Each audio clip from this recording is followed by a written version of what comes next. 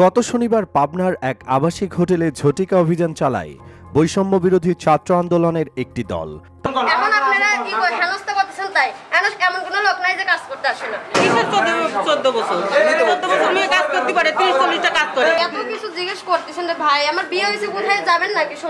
তাদের এই অভিযানে একে একে বেরিয়ে আসে চাঞ্চল্যকর সব তথ্য।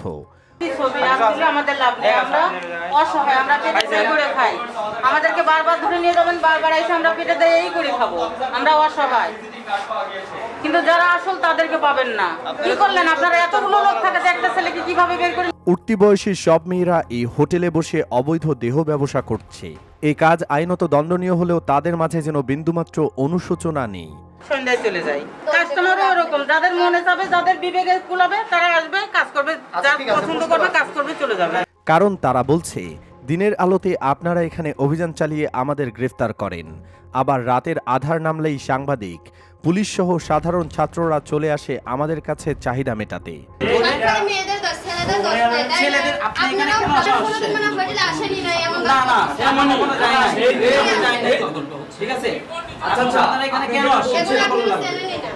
না না, আমরা চিনি না। আমরা এগুলো করলে এখানে আপনাকে ধরতে আসতাম না, আরো পরে করতাম।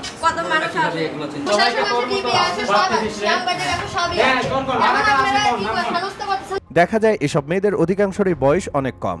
এদের কেউ কেউ আবার বিবাহিত, স্বামী ভরণ পোষণ দিতে না পারায় বাধ্য হয়ে এসেছেন এই কাজে। তোমার স্বামীর নাম কি বলো?